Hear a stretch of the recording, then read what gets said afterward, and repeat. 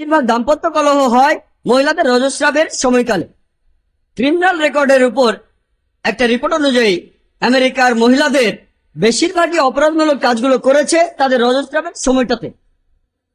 সেজন্য একজন মহিলা যদি সেই মহিলার একাধিক স্বামী থাকে, এখানে অ্যাডজাস্ট করে চলাটা তার জন্য কঠিন হয়ে যাবে।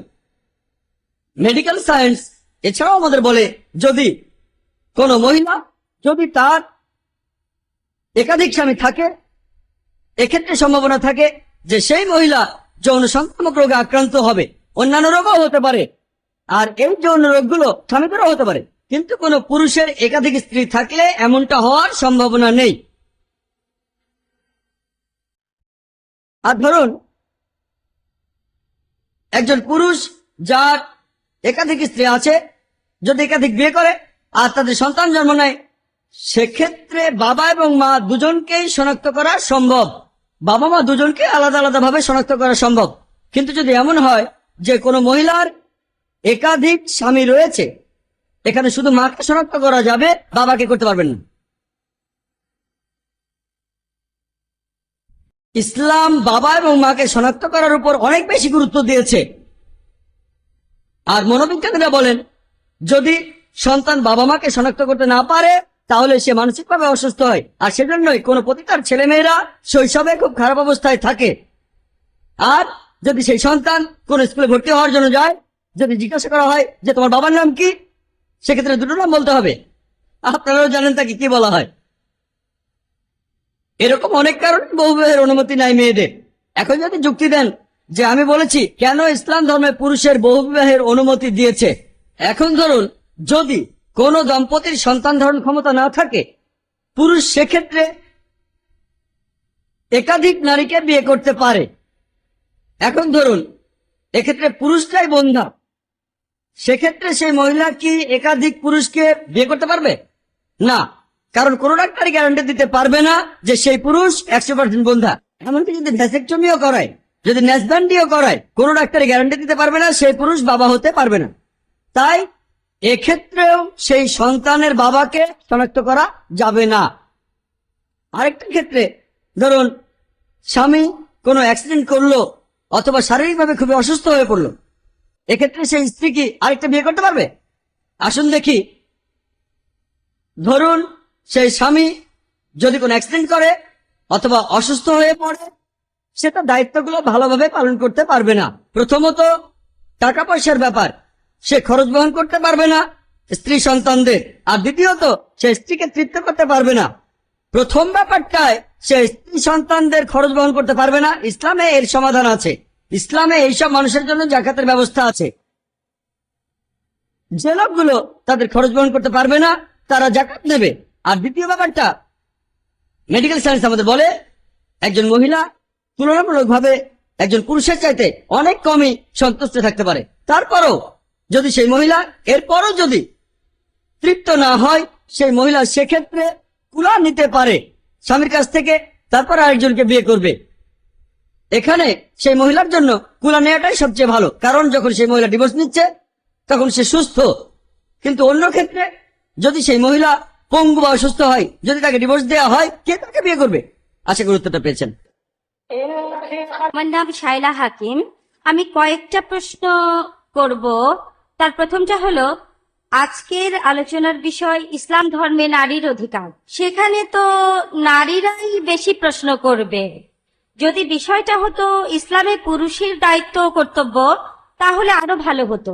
আমার প্রশ্নটা হলো, আপনি আপনার লেকচারে বললেন, খুবই সুন্দরভাবে বললেন, যে একজন মহিলা না বলতে পারে যদি সে একজন বিশেষ লোককে বিয়ে করতে না চায় তবে। আপনার লেকচারে আপনি নিজেই বলেছেন যে নারীরা অর্থনৈতিকভাবে স্বনির্ভর হতে পারে না, এই কারণে যে সে উপার্জন করে না। আর এই লোকগুলিকে মেয়েটা না বলার পরেও মেয়েটা দেখাশোনা করবে ভালোভাবে। মহিলারা সবসময় পুরুষের দয়ার উপর নির্ভর করে এ ধরনের ঘটনার পরেও। আমি আপনার কাছে এটার উত্তর চাই। এক্সকিউজ মি, আপনি দয়া করে আপনার প্রশ্নটা 2 বা 3 সেন্টেন্সে বলতে পারেন। আপনি আসলে কোন উত্তরটা চাচ্ছেন? আমি এখানে উপস্থিত সব শ্রোতাদেরই অনুরোধ করব অল্প কথায় আপনাদের প্রশ্নটা করবেন। সামাজিক পটভূমিটা আপনাদের মতো ডক্টর।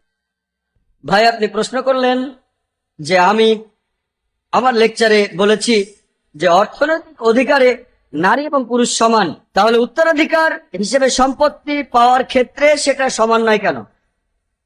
আর লোকে বলে যে নারীরা পুরুষদের তুলনায় অর্ধেক সম্পত্তি পেয়ে থাকে।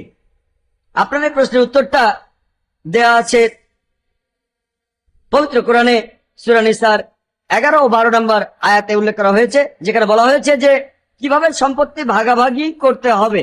বলা হয়েছে আল্লাহ তোমাদের নির্দেশ দিয়েছেন তোমাদের সন্তানদের সম্বন্ধে, তোমাদের সম্পত্তি পাওয়ার অধিকার সম্পর্কে এক পুত্রের অংশ হচ্ছে 2 কন্যার অংশের সমান।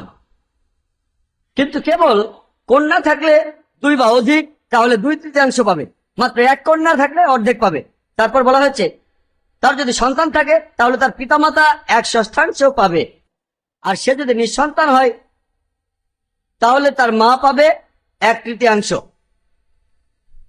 যদি সে লোকের ভাই বোন থাকে মা পাবে 1/6। এরপরে 12 নম্বর আয়াতে উল্লেখ করা হয়েছে, বলা হয়েছে তোমাদের স্ত্রীদের সম্পত্তির অর্ধাংশ তোমাদের জন্য যদি সন্তান না থাকে, আর তোমরা 1/4 পাবে সন্তান থাকলে।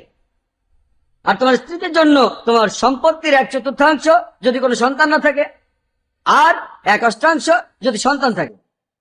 এক কথায় উত্তরাধিকার হিসেবে নারীরা পুরুষদের তুলনায় অর্ধেক সম্পত্তি পেয়ে থাকে। তবে এটা সব ক্ষেত্রেই নয়।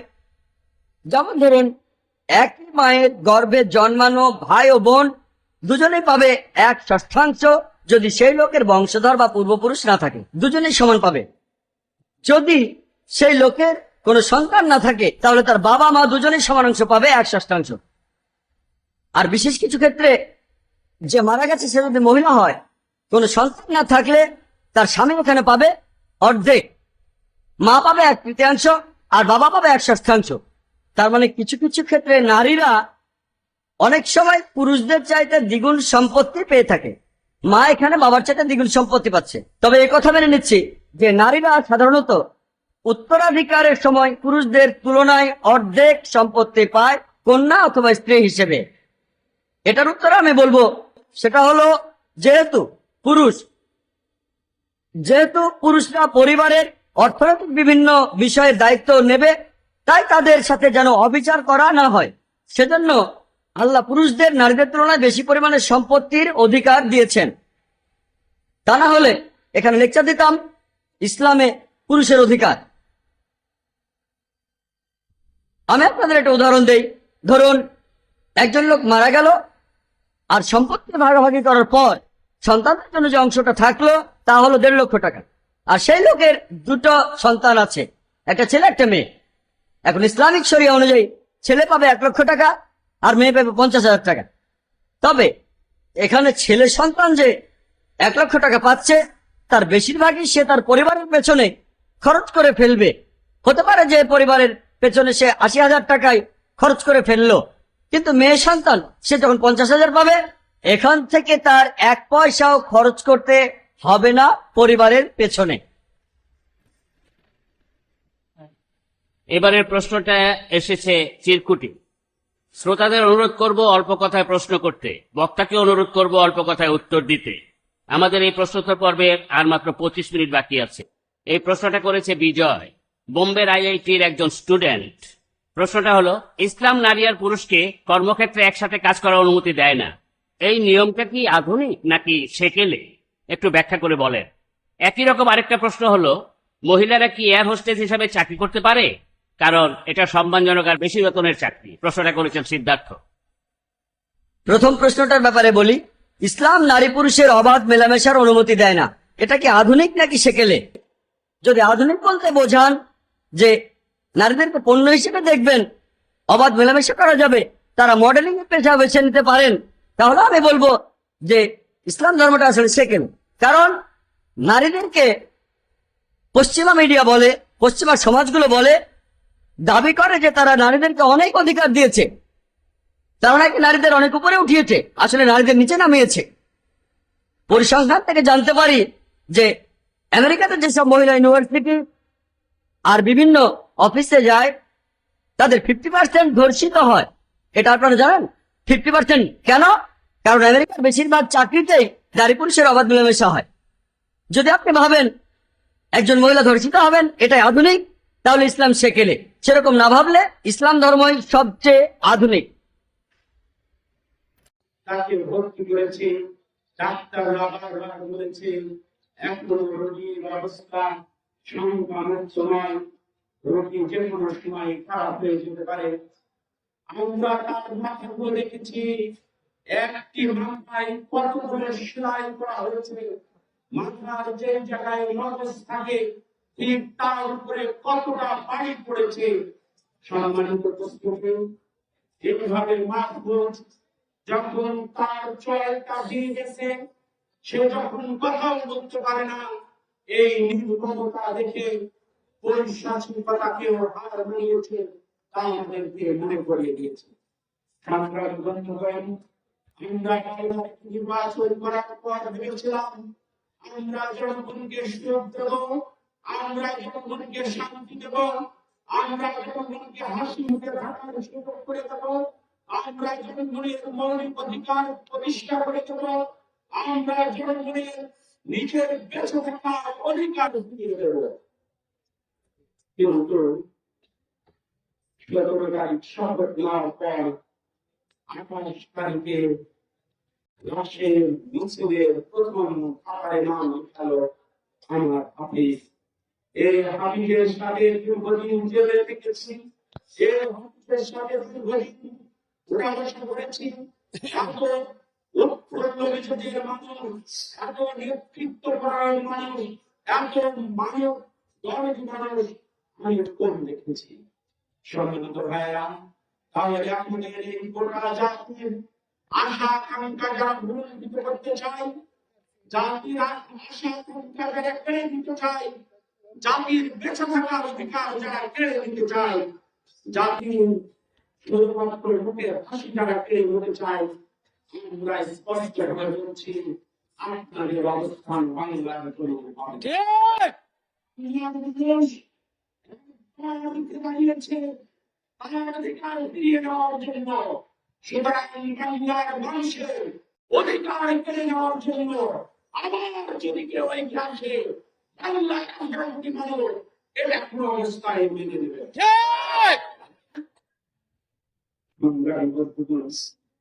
আমরা কোন হত্যাকাণ্ডকে সাপোর্ট করি না, আমরা কোন হত্যার পরিসরে হত্যা বিরোধী চাই।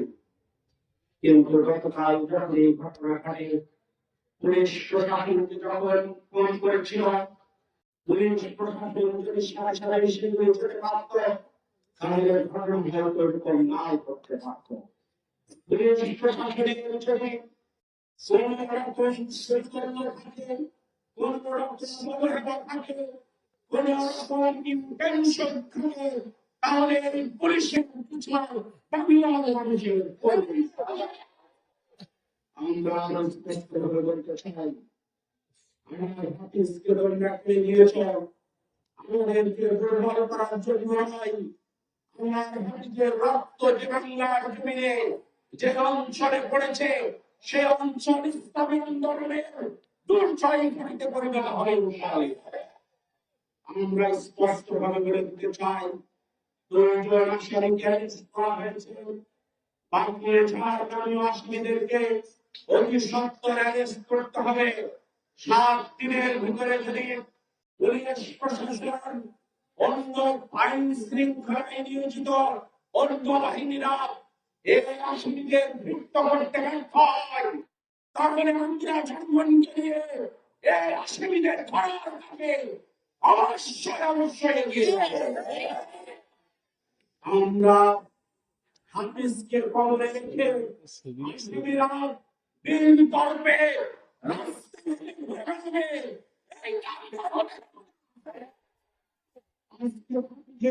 সন্তান আমার কোলের ভিতরে, হাফিজের সন্তান আমাদের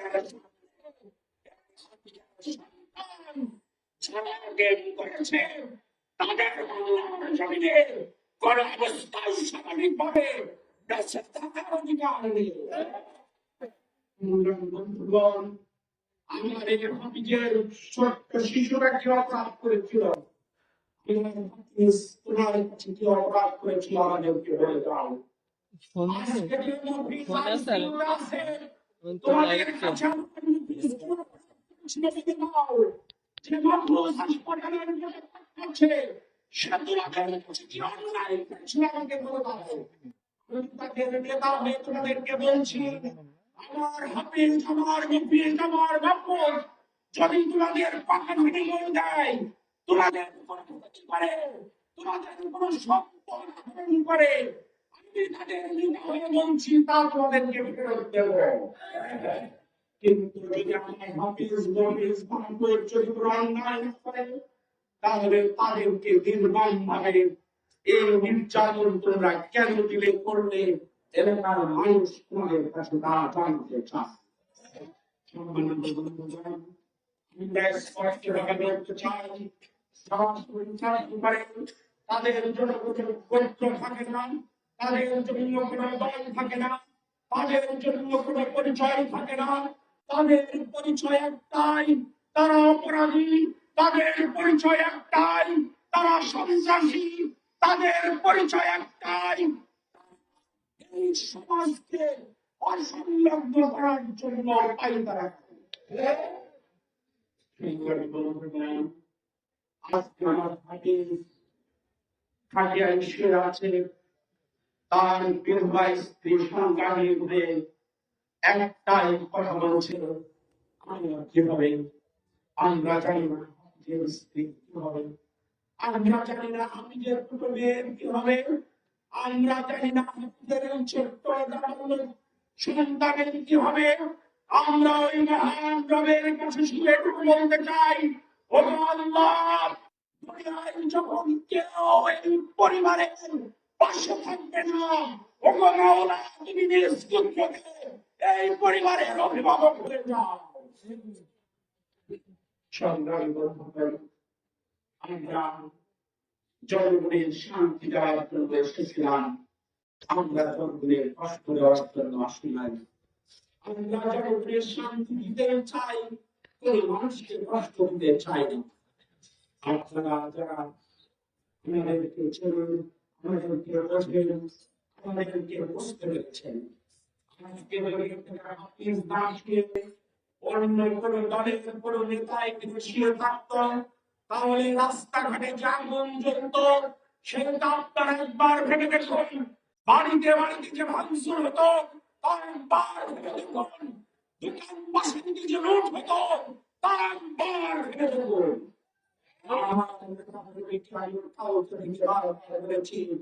ধৈর্য হারা হলে চলবে না, ধৈর্য হারা হলে চলবে না, ধৈর্যের সাথে মোকাবেলা করতে হবে, ধৈর্যের সাথে এগিয়ে যেতে হবে, ধৈর্যের সাথে মানুষের পাশে রাখতে হবে, ধৈর্যের সাথে থেকে প্রতিবাদ করে যেতে হবে।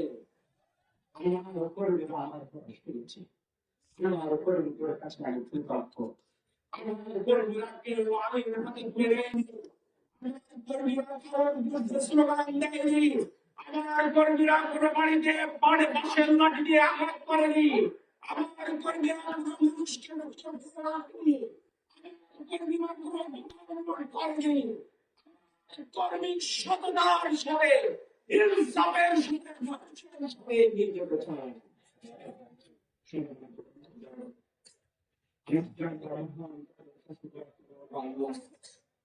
তোমার এই জমিকে তোমার ভূমি পরিষ্কার করবো, আমরা যারা কাজ করছি, তুমি আমাদেরকে সাহস দাও, তুমি আমাদের শক্তি দাও, তুমি আমাদেরকে হিম্মত দাও, তুমি আমাদের কদমকে শক্ত করে দাও। আল্লাহ, তোমার কাছে দোয়া করি, আমার হাফিজকে তুমি শহীদের মর্যাদা দান করো, যে শহীদ কাফিলা হিসেবে জান্নাত তুমি দান করো, সেই শহীদদের ব্যাপারে আমার হাফিজকে আল্লাহ তুমি মঞ্জুর করে নাও। আল্লাহ, আমার হাফিজকে তুমি সুস্থ করে আমাদের কাছে ফিরিয়ে দাও, এই গ্রামের মানুষের পক্ষে যেন এগিয়ে যেতে পারে, কোরআনের কথাগুলো মানুষের কাছে যেন বলতে পারে, তার আগের মতো শক্তি আবার ফিরিয়ে দাও, শারীরিক শক্তি তুমি ফিরিয়ে দাও। আল্লাহ, তুমি তার সন্তানদের কাছে আমার হাফিজকে দ্রুততম সময়ের মধ্যে ফিরিয়ে দাও। আল্লাহ তোমার কাছে দোয়া করি গোটা সুবিধা গ্রামবাসী আজকে দেখায় ঠাকুর এই সুবিধা গ্রামবাসীকে ধৈর্য তৌফিক দান করে দাও